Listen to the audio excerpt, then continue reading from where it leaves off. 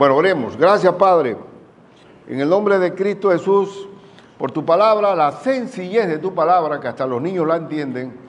Y yo te ruego, pues, que el espíritu de entendimiento, de discernimiento, de aplicación, de sabiduría que da la Escritura, sea la que impulse el querer y el hacer por tu buena voluntad en nosotros.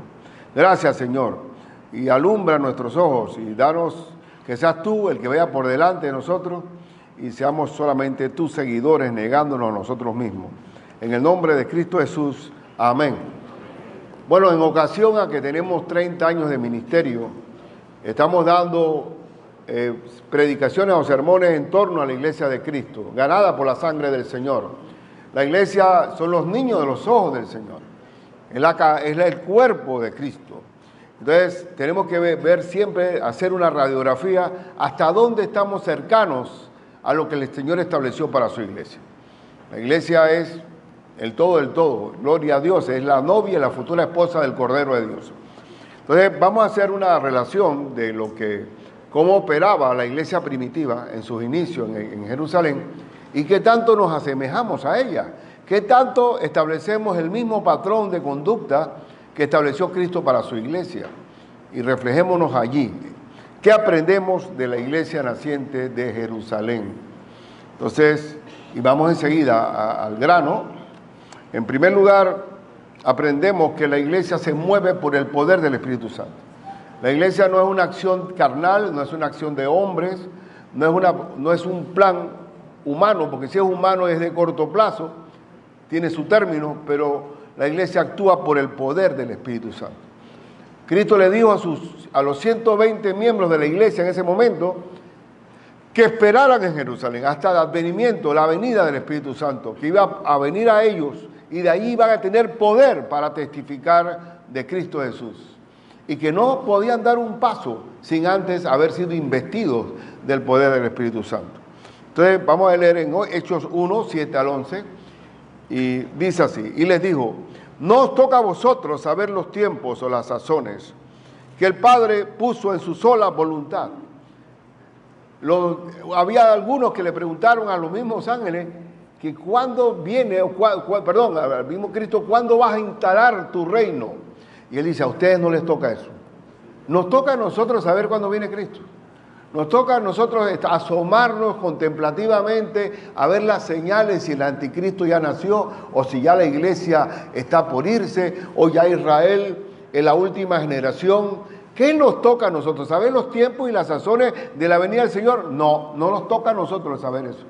Lo que nos toca a nosotros es predicar y obedecer lo que Cristo ordenó hacer discípulos, orar sin cesar, tener afecto fraternal, hacer lo que Dios ordena, no estar asomado por la ventana para saber de dónde viene Cristo. Eso es exactamente lo que pasaba, y siempre lo digo, que cuando había un cambio de gerente general en el banco que yo trabajé, por varias décadas, 2 décadas por lo menos, entonces siempre estaban asomados los empleados por dónde iba a entrar el gerente nuevo. Y en vez de estar trabajando, estaban asomados, sentados, bien vestiditos ahí, sin moverse, ni a tomar un café, sencillamente para contemplar por dónde se iba a asomar el gerente. Esa no es la actitud. Que el Señor nos encuentre con los delantales puestos, haciendo lo que Él ordenó, no asomados por dónde Él va a venir. ¿Estamos de acuerdo? Porque no estamos llamados a adivinar ni a tratar de discernir por dónde viene el Señor y cuándo viene. No te toca eso a ti. No te toca. Y por eso dice, y ese pero es grande, pero recibiréis poder, no para ver cuándo viene Cristo, sino poder para cuando haya venido sobre vosotros el Espíritu Santo, y me seréis, ¿qué? Testigos. Nosotros somos testigos del poder de Dios en nosotros, porque el Espíritu Santo mora en el creyente. ¿El cuerpo qué es? Templo del Espíritu Santo.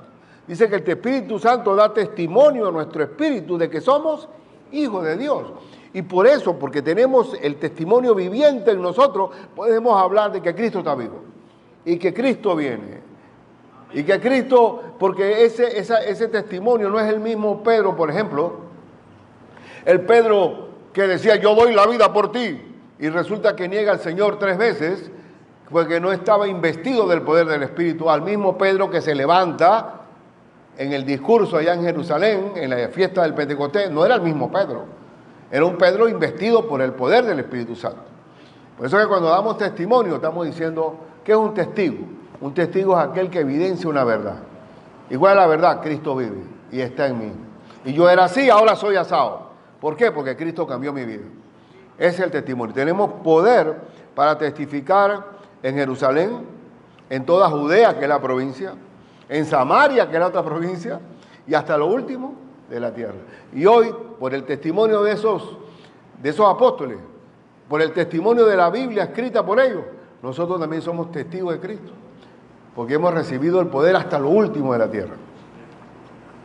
Y habiendo dicho estas cosas, viéndolo ellos, fue alzado y le recibió una nube que lo ocultó de sus ojos. Y estando ellos con los ojos puestos en el cielo, entre tanto que él se iba, he aquí se pusieron junto a ellos dos varones con vestiduras blancas, los cuales también les dijeron: varones galileos, ¿por qué estáis mirando al cielo? ¿El Señor nos quiere contemplativos o nos quiere haciendo lo que Él ordenó? Por favor, dice, este mismo Jesús que ha sido tomado de vosotros al cielo, así vendrá como lo habéis visto al ir al cielo. Cristo viene. Cristo viene, no nos toca a nosotros saber cuándo, ni ponerle fecha ni nada de ese asunto, sino no se quede en un estado contemplativo. Bendito sea el Señor. Entonces, primero, la iglesia actúa bajo el poder del Espíritu Santo. La iglesia actúa movida por el Espíritu Santo. Él pone el querer y el hacer por su buena voluntad. Gracias a Dios que la iglesia no depende del factor humano ni de la voluntad. Por eso que no me gusta la palabra, con algunos que dicen, bueno, es que el hermano tiene un gran potencial. No, la potencia viene de Dios. El poder viene de Dios. Los dones vienen de Dios. Aquí no puede haber vanagloria personal en ningún aspecto, porque todo viene, todo don perfecto, toda buena dádiva desciende de lo alto. Bendito sea el Señor. Entonces, ese es el primero, pero vamos a aclarar un poco más. La orden superior de Cristo, cuando asciende a los cielos y le da a la iglesia la orden, ¿cuál es la orden? Ya la sabemos. Y Jesús se acercó y les habló diciendo: toda potestad me es dada en el cielo y en la tierra. Todo el poder lo tiene Cristo. Todo. Cuando invocamos a Cristo, invocamos el Todopoderoso. Por tanto, si tiene Cristo todo el poder, ¿qué hay que hacer? Aquí da la orden superior el jefe. Id y haced discípulos a todas las naciones. Todo lo que Cristo enseñó tenemos que enseñarlo nosotros. ¿A quiénes? A todas las naciones. A todas las naciones. Esa es la orden. Y ahí se deriva todo el ministerio de la iglesia, las misiones, los misioneros. Todo se deriva de la gran comisión. Por eso que yo, hablando con Alicia, me dice Alicia, yo le pregunto: oye Alicia, esa máquina fotocopiadora que compramos, cara, sirve, estuvo bien invertido. Pastor, ahora yo saco discipulados así. Cuando yo escucho que estamos fotocopiando discipulados, es que estamos creciendo, es que estamos verdaderamente alimentando a las almas con la orden superior de Cristo. Hacer discípulos es hacer discípulos. Discípulos enseñándoles ¿qué? Todo lo que Cristo enseñó. Esa es la orden, no hay otra. La orden. ¿Y cómo el creyente aprende a obedecer? Cuando recibe la enseñanza. Dice que también hacer discípulos a todas las naciones, bautizándolos en el nombre del Padre y del Hijo y del Espíritu Santo. Y yo siempre digo también, después que digo en el Padre, en el Hijo, del Espíritu Santo, cuando estoy bautizando, digo también en el nombre de Jesús, porque dice la Escritura que todo lo que hagáis, sea de palabra, de hecho, hacerlo todo en el nombre de Jesús. Entonces, ahí está el bautismo y lo tenemos allí.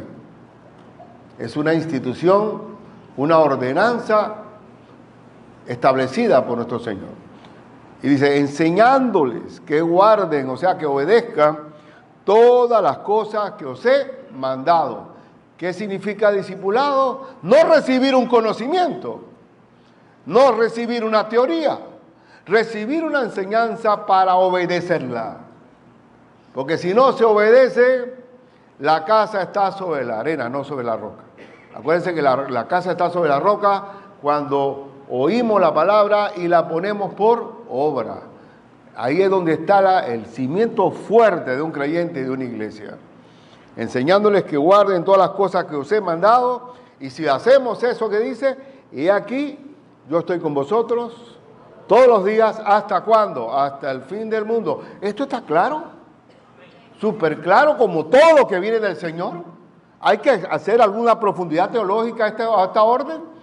¿Por qué será? Por eso que decía Alberto Einstein. Si tú estás explicando, si tú no explicas algo con palabras sencillas, es porque no lo entiendes. Hay que toda la Biblia está escrita de una manera sencilla para que los niños, los poco entendidos, los mismos discípulos que eran pescadores del vulgo, se convirtieran en apóstoles por el poder de la palabra del Señor. Y aquí yo estoy con vosotros todos los días. ¿Cómo sé que Cristo va a estar con el dorado? Dando la orden del discipulado, la gran comisión, y aquí yo estoy con vosotros todos los días hasta el fin del mundo. Eso no lo dice Ricardo, lo dice el Señor. Y dice la iglesia de Filadelfia, pues la iglesia de Filadelfia en Apocalipsis, que yo voy a abrir una puerta que nadie puede cerrar. ¿Y esa puerta cuál es? Porque has guardado mi palabra y no has negado mi nombre. ¿Dónde está una puerta que no puede cerrar el diablo ninguna? Porque las puertas del Hades no prevalecen contra la iglesia de Cristo. Cuando enseñamos y mandamos que obedezcan lo que Cristo dice. ¡Se acabó! Entonces, ¿en qué nos parecemos a la iglesia primitiva? En que por el poder del Espíritu ahora podemos ser testigos y también enseñar lo que Cristo enseñó. Y quiero ver, vamos a ir un momento hacia Jerusalén, vamos a transportarnos aquel día en que vino el Espíritu Santo sobre los creyentes, en Hechos 2, versículos 5 a 11. Póngale cuidado a todo esto, ¿eh? Porque ¿cuál es la orden superior? Id y hacer discípulos ¿a quién? A todas las naciones. A ver, ¿cuántas naciones hay? Y cada nación tiene su lengua. Cada nación tiene su idioma. Por ejemplo, aquí nosotros tuvimos 5 años con los 9 bugleres, yendo al campamento. Y al lado de los 9 bugleres están los bugleres, porque esa es la unión de las dos comarcas, los 9 y los bugleres. Y yo le pregunto, ellos son una sola comarca. Digo, oye, ¿y no hay parecido entre el 9 y el bugler en el idioma? ¿Y cómo se entiende? Le digo yo. En español. Yo digo, qué tonto soy. Pero entonces ahí está que tiene que haber una edificación que nos vincule, ¿sí o no? Ahora, el creyente, el misionero, el pastor, la gran comisión implica el don de lenguas, el don de poder hablarle a la persona que va a llegar el mensaje.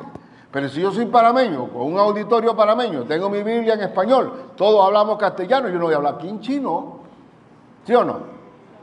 Tiene que haber edificación. ¿Qué dijo el apóstol Pablo? Que yo prefiero tener 5 palabras que me entiendan en la iglesia que 30.000 que nadie me entienda. ¿Estamos de acuerdo? Entonces siempre el don de llevar las lenguas a todas las naciones tiene que ver con el cumplimiento de la gran comisión.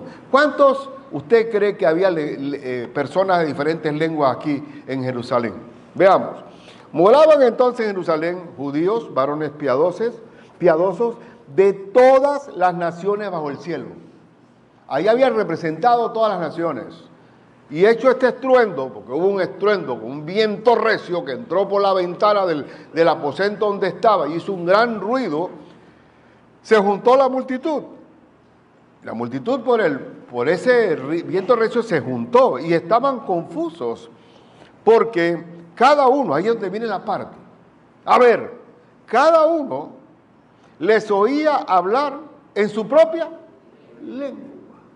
Esto, o sea que los discípulos estaban hablando y ellos cada uno, era una traducción simultánea, que cuando yo hablaba y todos lo entendían en su propia lengua.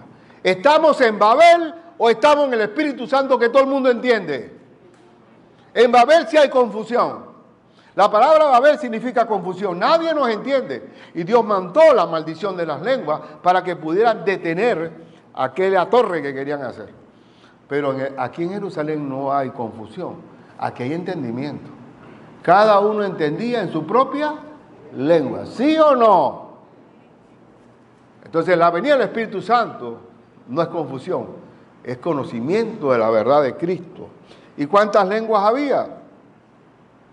Dice que, y estaban atónitos y maravillados diciendo, mirad, ¿no son galileos todos estos que hablan? El Galileo tenía su acento. ¿Cómo pues les hemos oído hablar cada uno en nuestra lengua en la que hemos nacido? ¡Aleluya! Guillermo Carey hablaba por lo menos 9 lenguas de la India, 9. Ahora, ¿cuál es la preparación teológica o profunda de Guillermo Carey en cuanto a lenguas? Un hombre que fue asistente de zapatero. No era zapatero, asistente de zapatero. Y Dios le dio toda la capacidad del cielo para hablar 9 lenguas diferentes en la India. Mire usted eso. Y él se convirtió en todo un ilustre hombre célebre en toda la India y tradujo hasta obras de la India al inglés. Y bendito sea el Señor, porque ¿cuántas lenguas habló el apóstol San Pablo? Hablaba bien el judío, hablaba el romano, hablaba siriaco, hablaba todas las lenguas que se le pueda ocurrir. ¿Por qué? Porque ¿cuál era el papel del apóstol Pablo? Ser el apóstol a los gentiles. Y por tanto tenía que estar respaldado por un don de lenguas. Y le doy gracias a Dios, el mismo Gustavo Gun aquí con nosotros. El hombre habla español, habla inglés, habla francés, algo de portugués, porque el equipo de misioneros era portugués, hablaba el chajangó ese, que era más hablar lo de chajangó. Esa lengua no le sirve para el vecino, a la tribu vecina. 5 le cuento. La hermana Edel, danés, español, inglés y emberá. Una lengua que también que después tú sales de allí no te sirve para más nada. Pero bendito sea Cristo Jesús, es algo impresionante. Impresionante lo que es el poder de Dios. Pero veamos la lengua. Dice ahí, dice, había que partos, medos, elamitas, y los que habitamos en Mesopotamia, en Judea, en Capadocia, en el Ponto y en Asia, en Frigia, en Panfilia, en Egipto y en las regiones de África, más allá de Cirene, y romanos aquí residentes, tanto judíos como prosélitos, cretenses, árabes, les oímos hablar en nuestras lenguas de las maravillas de Dios. Aleluya. ¿Hay Babel aquí? Hay entendimiento, hermano. Hay entendimiento. Y hay la seguridad absoluta de que si uno va a la obra, mi hermano Randy tuvo 20 años en Argentina. 20 años, hermano. Él sabe lo que es un gaucho y sabe que es un caballo. Y sabe lo que es el mate y todo lo demás. Y Karen. Ellos se metieron en la cultura argentina. Y hablan el español magnífico y sus hijos crecieron en la Argentina. Con esos 20 años. ¿Dónde está el don de lenguas? En llevar el evangelio a toda criatura, a todas las naciones, ¿sí o no? Así me pasó allá en Jordania, que predicamos en una iglesia de iraquíes. El hermano, bueno, gracias a Dios por el árabe, que todos hablan, por lo menos 1.000 millones hablan árabe. Y eso para mí fue diferente del pueblo jordano al pueblo iraquí. Porque las mujeres hablaban, y era una gritería en la misma culto. Y yo decía, estoy en Babel, estoy en confusión. Y el hermano me habla en inglés y le entendí 100% todo lo que me dijo. Porque cuando uno está en esa confusión, algo que me suena familiar. Bendito sea el Señor. Por eso les digo, hermano, no dudemos que el poder del Espíritu Santo nos debe llevar a todas las naciones. Las naciones, la visión global es algo que viene como parte de la madurez de la iglesia local. Bien, Y Babel era confusión. Vamos a ir un momentito a la maldición de Babel, que gracias a Dios que hizo eso el Señor. Dice la Escritura en Génesis 11, versículos 1 al 5, y seguimos después, dice, tenía entonces toda la tierra una sola lengua y una misma palabra. Antes de Babel, de la maldición de Babel, todo el mundo hablaba el mismo idioma.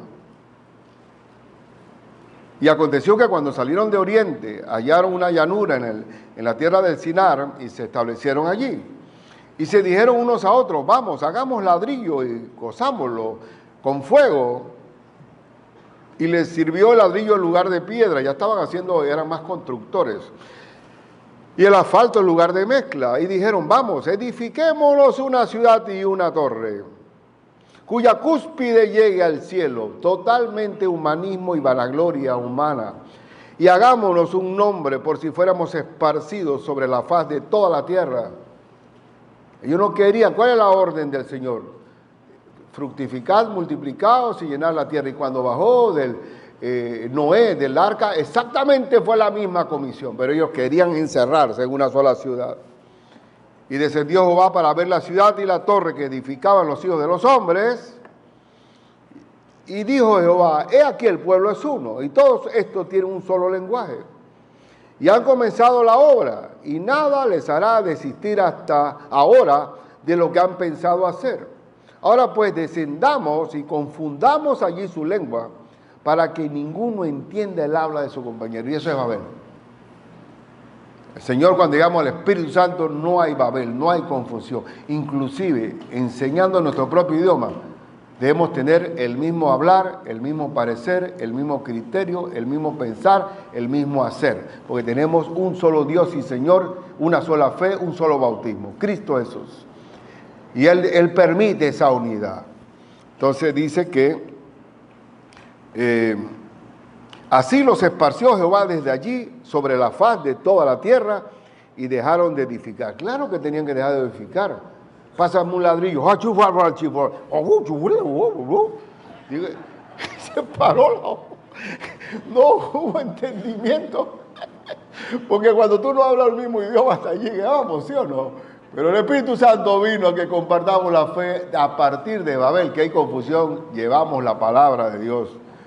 Dice, por esto fue llamado el nombre de ella, ¿qué? Babel.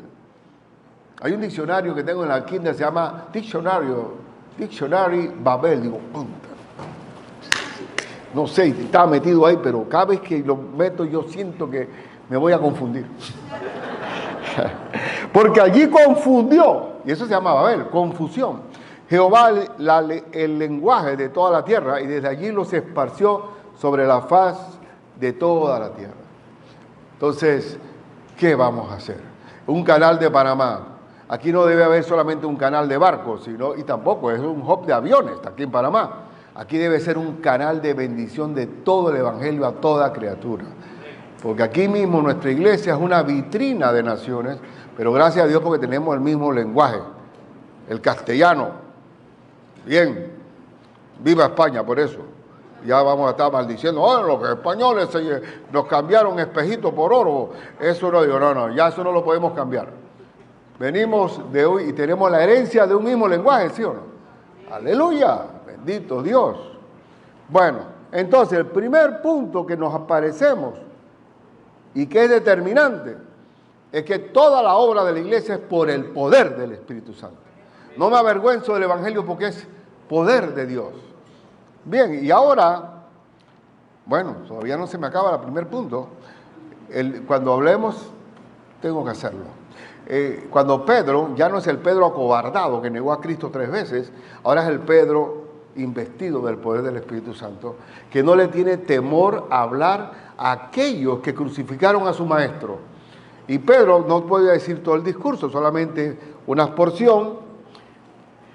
Dice así, en el versículo 36 al 39, sepa pues ciertísimamente toda la casa de Israel, que a este Jesús a quien vosotros crucificasteis sin miedo, Dios le ha hecho Señor y Cristo, o sea, Señor y Mesías. Al oír esto se compungieron de corazón y dijeron a Pedro y a los otros apóstoles, varones hermanos, ¿qué haremos? Pedro le dijo, arrepentíos y bautícese cada uno de vosotros en el nombre de Jesucristo para el perdón de pecados y recibiréis el don del Espíritu Santo. ¿Cuándo recibimos el don del Espíritu Santo? Una vez creímos en Cristo, hemos sido sellados con el Espíritu Santo de la promesa. Gracias a Dios que no son dos instancias. Una vez recibes a Cristo, recibes el Espíritu, porque ¿cómo puedes ser santo si no tienes el Espíritu Santo? Entonces, Pedro, aquí lo vemos, Pedro tiene un discurso entendible. Esto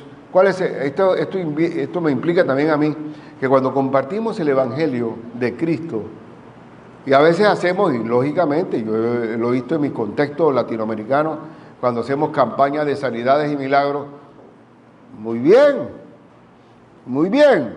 pero yo no voy a traer a la gente para que sean sanados de un dolor de muela, para que caminen.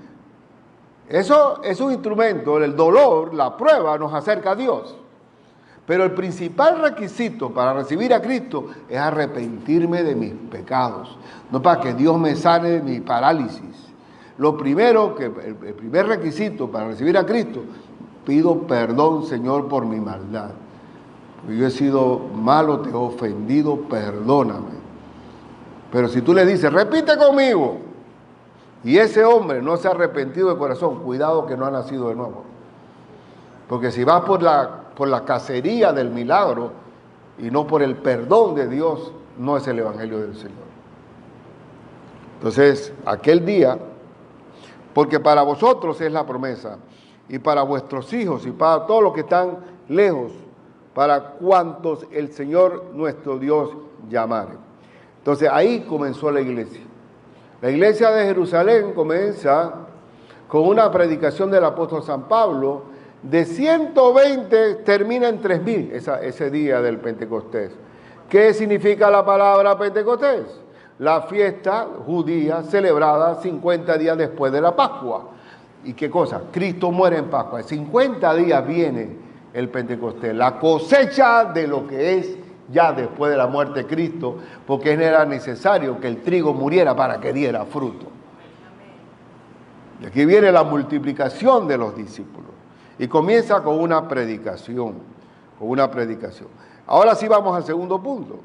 El segundo punto es que veamos que la iglesia de Cristo en Jerusalén, que debe ser exactamente nuestro propio ADN, actúa bajo mandatos predeterminados por el Señor.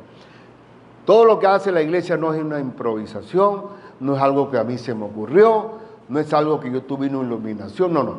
La iglesia de Cristo sigue un patrón, el patrón del Señor. Y veamos qué pasaba en Hechos 2, 40 al 47, y con otras muchas palabras testificaba y les exhortaba diciendo, está hablando Pedro, sed salvos de esta perversa generación. Así que los que recibieron su palabra fueron, ¿qué? Bautizados. ¿Qué tiempo demoraron para bautizarlos? Recibieron a Cristo y fueron bautizados. Nosotros, a lo largo de las Escrituras, por ejemplo, el carcelero de Filipos, el eunuco etíope, ¿qué tiempo demoraron para su bautismo? Recibiendo y bautizándose. Ahora nosotros aquí en El Dorado, en nuestra lección número 3, queremos primero hablar sobre la salvación, segundo, la seguridad de salvación, y tercero, el bautismo. Cuando yo comencé en Cristo Jesús, la última lección era el bautismo, en el discipulado o en la enseñanza para nuevos creyentes. Error, porque el bautismo es el primer acto de obediencia de un creyente recién nacido en Cristo. Vamos a asegurar que recibió a Cristo debidamente, el Evangelio tal cual como el Señor lo ordena, entonces sí hablemos de bautismo. Pero en la iglesia primitiva no había demora, se bautizaron inmediatamente, dice, y fueron bautizados, y se añadieron aquel día como 3,000 personas, de 120 a 3,000, y después hubo otra conversión de 3,000 o 5,000 más. Porque ahora es tiempo de cosecha. Y dice, ahora viene la parte esa. Uno de los ministerios, ¿cuál es? cuando predicamos de Cristo el bautismo. Nosotros, algunos pensarán, y así se malinterpreta, que nosotros los bautistas somos bautistas porque le damos mucha importancia al bautismo. Eso no es así. La palabra bautista, ¿verdad?, nos la pusieron los enemigos. Cuando el tiempo de la persecución de la Inquisición romana, a ti te llevaban a la hoguera por haber bautizado. Porque ¿cómo es que tú vas a bautizar de nuevo? Entonces tú estás diciendo que el bautismo de niños que tuvimos acá en la iglesia católica no sirve. Para la hoguera, el bautizado y el bautizador. Entonces se condenó a la gente por rebautizador. Es decir, no vale el bautismo y el que vale es el mío. Y sabemos bien que el bautismo es inmersión. La palabra misma bautismo significa inmersión. Que Cristo murió, fue sepultado y que resucitó al tercer día. Ahí está el cuadro exacto de lo que significa el bautismo.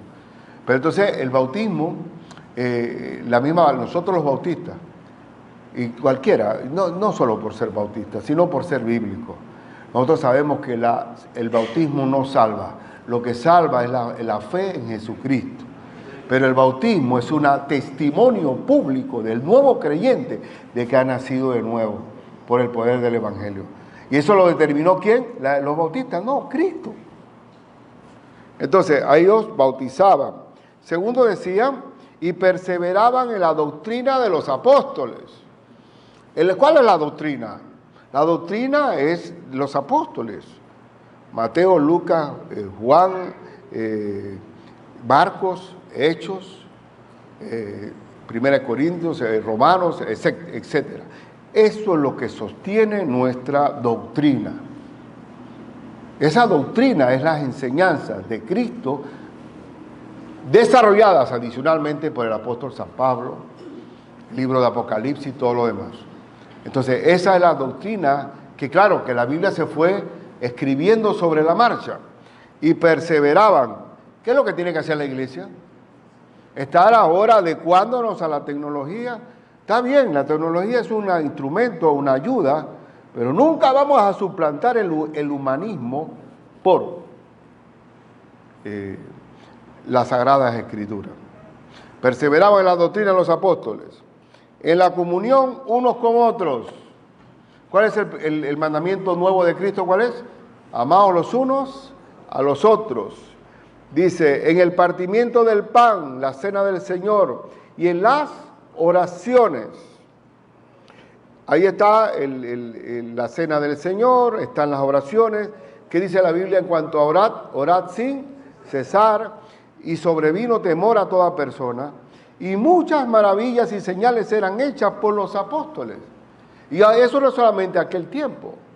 Yo pienso absolutamente que cuando nosotros llevamos la palabra de Dios, tenemos que aceptar que el poder de Dios para hacer milagros está vigente. Porque el creyente nuevo no actúa por fe, sino por vista. Y Dios va a manifestar su gloria en el creyente nuevo. Y lo he visto, y le digo, cuando yo le comparto la fe a alguien y hay algún problema grande en esa casa, tengo la seguridad de que Dios va a actuar. Las maravillas de Él se van a manifestar. Y eso iguala en el campo misionero. Dice, eran hechas por todos los que habían creído, estaban como juntos. Ahora, ¿cuál es el problema que había aquí? Que Pedro, cuando predicó al principio, dice, Cristo viene y viene ya. ¿Y qué pasó con todos esos judíos que venían a la fiesta del Pentecostés? Ninguno se regresó porque estaban esperando que el Señor se iba a asomar. Entonces no se regresaron y quedaron viviendo en las casas de los otros y se vino el problema de la crisis de las viudas, ¿se acuerdan? Porque ahí estaba por eso hay que saber que si Cristo te dice a ti, el mismo Señor, y recibiréis poder cuando haya venido sobre vosotros el Espíritu Santo y me seréis testigos en toda Jerusalén, en Judea, en Samaria y hasta lo último de la tierra, ¿cómo vas a quedarte en Jerusalén nada más? Hay que saber escuchar bien. Entonces ellos se apertrecharon. La iglesia de Jerusalén es la mega iglesia, pero no tenía una visión misionera. Y tenían en común todas las cosas, y vendían sus propiedades y sus bienes, y los repartían a todos según la necesidad de cada uno. Esto ¿Por qué se dio esta situación? Porque ya venía Cristo. Ahora la iglesia no está para repartir, sino para compartir. No es lo mismo, ¿sí o no? Compartimos, y el compartir es mejor que el repartir. Y dice que, y perseverando, unánimes, cada uno en el templo, y partiendo el pan, se congregaban cada día en el templo. Y partiendo el pan en las casas, comían juntos con alegría y sencillez de corazón. Amor fraternal, sencillez, alabando a Dios y teniendo favor de todo el pueblo. El pueblo se complacía viendo el amor que había entre los hermanos. Y el Señor añadía cada día a la iglesia a los que habían de ser salvos. Imagínense, el mismo testimonio de amor añadía a los que habían de ser salvos. Esto es exactamente lo que debe ser. ¿Es algo complicado? No, es así. Por eso que yo aquí hice un cuadro, pero yo lo que pasa es que lo tuve que escribir en Word, después pasarlo a imagen para poderlo acá y ni se ve ahí o qué. Sí se ve, ¿verdad? Bueno, todavía no. Aquí, de acuerdo al cuadro de Jerusalén, uno puede ver hasta dónde nosotros somos exactamente el mismo clon, el mismo ADN de lo que estamos haciendo. La iglesia tiene que testificar. Sí. Y en Marcos 16:15, ¿qué dice? Id por todo el mundo. Oye, no está el láser aquí, no está el láser. Y mi vara tampoco, no. ¿Dónde está la vara? Oh, gracias, hermana, por esa vista. Bueno, voy a usar mi láser. Este es mi láser, te estoy acordando de mi mamá. ¿Por qué hay que testificar? Porque nuestra cabeza lo dijo. Dice que id por todo el mundo y predicad el evangelio a toda criatura. ¿Es una orden? La iglesia tiene que testificar, porque la iglesia no es una sinagoga, una mezquita encerrada en sí misma. Tiene que salir, testificar así como llegué yo. ¿Quién le habló a usted de Cristo? Alguien, ¿verdad? Ese alguien estaba haciendo el evangelio. Segundo, la iglesia bautiza y la cena del Señor. En el bautismo Cristo dijo, haced discípulos a todas las naciones, bautizándolos en el nombre del Padre y del Hijo y del Espíritu Santo. ¿Lo hacemos? Lo hacemos, ¿sí o no? Lo hacemos. Y algunos que vienen, como yo a veces me doy cuenta que un hermano es rebelde, cuando se resiste a bautizarse, él todavía siente como que, me siento que si me bautizo me voy a comprometer y ya no va a ser lo mismo. Hermano, obedezca, porque el que no obedece no crece. A medida que uno va obedeciendo, va creciendo. No demora el bautismo. Si usted está todavía resistente al bautismo, no se va a someter a ninguna otra cosa. La primer acto de obediencia, ¿cuál es? Bautizarse. Entonces también la cena del Señor. ¿Celebramos la cena del Señor? Sí. En la cena del Señor, ¿qué recordamos? Bueno, no quisieron, bueno, también vamos. Perfecto, vamos. En la cena del Señor, aleluya. Muy bien, aquí está Gerardo. En la cena del Señor, también cuando celebramos la cena, ¿qué dice? Venimos aquí, ¿por qué celebramos la cena? Porque Cristo ordenó que hagamos esa cena en memoria de Él. Que Él dio su vida por nosotros, que derramó su sangre para tener un pacto de salvación. ¿Quién lo dijo? ¿Los bautistas, los pentecostales? Lo dijo Cristo. ¿Lo hacemos o no lo hacemos? Lo hacemos. Y Él quiere, ¿por qué Él estableció que tengamos en memoria de Él? Para mí, porque somos desmemoriados. Porque cuando nosotros olvidamos lo importante, lo básico, lo primordial, a veces hay que recordarlo. Lo más importante de nuestra vida, ¿cuál es? La salvación de nuestras almas. Eso es lo más importante. Y a veces lo olvidamos. Estamos como cuando se dan las aeromosas que dan las instrucciones de usar la máscara de oxígeno. Y a todos los que están buscando, viendo revistas, pero cuando se va al asunto, ¿cómo es que era el asunto? Porque lo importante lo olvidamos. Y bien, ¿el otro cuál es? La enseñanza. En la iglesia primitiva mantenía la perseverancia en la doctrina de los apóstoles. ¿Qué debemos hacer nosotros? Cada vez que nos reunimos aquí, ¿para qué? para hablar de opiniones humanas, para hablar del criterio de alguien, o para discutir, a mí me parece, yo creo, no estoy de acuerdo. No, la iglesia está para enseñar que obedezca lo que Cristo mandó. Eso es lo que estableció el Señor desde Jerusalén. ¿Ya? Por eso que en la orden superior, enseñándoles que guarden todas las cosas que os he mandado, y he aquí, yo estoy con vosotros todos los días hasta el fin del mundo. Yo le decía hoy a los de España, hermano, yo les digo una cosa, a mi hermano, porque ahora el encargado de la predicación es uno de los venezolanos que tuvo que ir con nosotros. Dale, te toca a ti, toma la carga de hacerlo. Pero acuérdate que pastor significa el que lleva el pasto del Señor a las ovejas. Yo no conozco las ovejas. A mí me gusta Cabe. Fuimos a Jordania, me tomé una foto con una oveja, con un pastor. Fui a Rumania, igual, me encanta. Pero yo mi relación es con las vacas. Porque mi papá tenía un poquito de vaca, pero todos los sábados íbamos a atender las vacas. Ahí no falta, porque ¿qué es lo que hace el vaquero? ¿O qué es lo que hace el pastor? Llevarle el pasto a las ovejas o a las vacas. Las vacas y las llevábamos, las íbamos allá, desparasitarlas, bañarlas, buscar a las recién paridas, atender al ternerito que nació. Eso se llama pastorado. Pero el primordial del pastorado es la enseñanza de la palabra. ¿Por qué? Porque ahí se deriva el mando de Dios. Si tú has recibido el conocimiento y no lo obedeces, eres un rebelde. Entonces, eso es lo primordial, lo cardinal. Y entonces viene la comunión. Ahora, si no hay comunión, ¿qué dice? Pues nada más cité Hebreos. Y de hacer el bien y de la ayuda mutua no os olvidéis, porque de tales sacrificios agrada a Dios. Dios agrada que entre nosotros haya un amor fraternal, que no seamos indiferentes uno del otro, que esto no es una iglesia que nos reunimos y nadie se conoce. Tenemos que tener comunión. ¿Y qué es comunión? Una común unión que nos une Cristo. Y entre nosotros tiene que haber un amor fraternal, porque si no hay amor, no hay nada.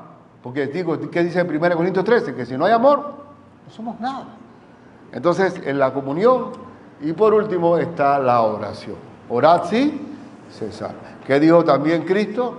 Les dio una parábola sobre la necesidad de orar siempre y no desmayar. ¿Cuál es esa parábola?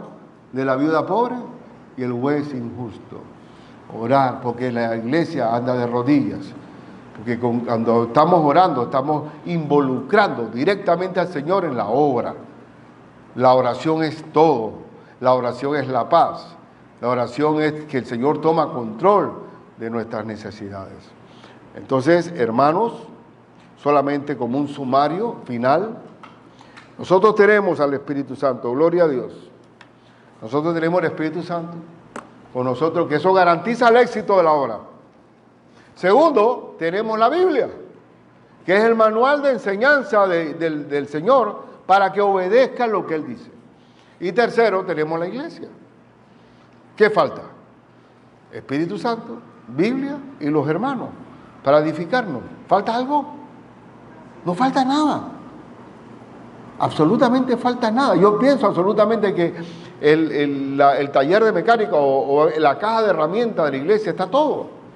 Por ejemplo, yo no sabía, venía de un senderismo y resulta que yo le digo ya al grupo de mi enseñanza de la escuela de obreros, usted sabe que yo me siento raro, me da unos calambres en la mañana, y no sé, pero dice Yader, déjeme tomarle el azúcar. ¿Sabes cuánto era mi azúcar? Era de coma, 411. Todos se quedaron así. Pero en esa clase estaba el hermano Soto, el doctor Soto, estaba mi hermana Alexandra, mi nutricionista, estaba Yader, que es el paciente, y ahí se resolvió todo. Ayer me tomé también y me salió de noche 102. De noche. Entonces, ¿qué significa? Ahí estaba todo. Nada más faltaba la venoclisis y la cama. Todo estaba allí.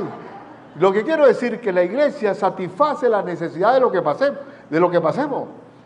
Dios nos ha dotado de dones para servirnos mutuamente. ¿Y cuál es la ley número 1? Aparte de que Dios nos salva y el amor, es el servicio, ¿sí o no? El que quiere ser primero, debe ser siervo de todos. Entonces tenemos la Biblia, estamos completos. El Señor estará con nosotros, ¿qué tiempo? Todos los días. Si al rebaño de Dios le enseñamos los mandatos de Dios. Hermano, usted me verá a mí como un pastor. Digo, pero lo importante es que para hacer un buen pastorado, ¿qué se requiere? ¿Sabes cuál es la parábola? Hermano Víctor, ¿te acuerdas dónde está Víctor por ahí? Ahí está. Él dio el mensaje sobre la parábola del buen sembrador. ¿Qué es lo importante para que funcione? Tiene que haber, ¿qué? Fruto. La semilla da fruto cuando el que oye la palabra la entiende y la pone por obra. Ahí hay fruto. Por tanto, ¿qué significa? Que hay que dar el conocimiento básico, necesario, indispensable, para que se entienda de una forma sencilla, se aplique y el fruto viene a 30, a 60 y a 100 por uno. Entonces, mantengamos el espíritu de la iglesia del Señor, que es la garantía de que tenemos más que vencedores en Cristo. Testifiquemos, Cristo viene. Qué bueno poder predicar en Panamá de Cristo. En Panamá tú hablas de Cristo y te puedes resolver muchas cosas, pero hay que seguir testificando, porque hay lugares donde no se habla del Señor.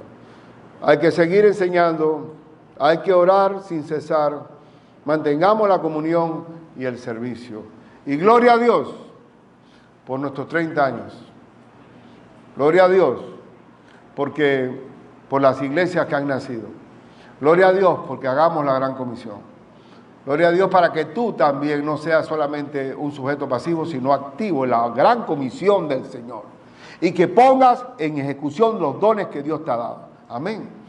Entonces mi invitación en esta mañana, una invitación a que se entienda lo que dije. Se ha entendido claramente lo que es el rol de la iglesia de Cristo Jesús.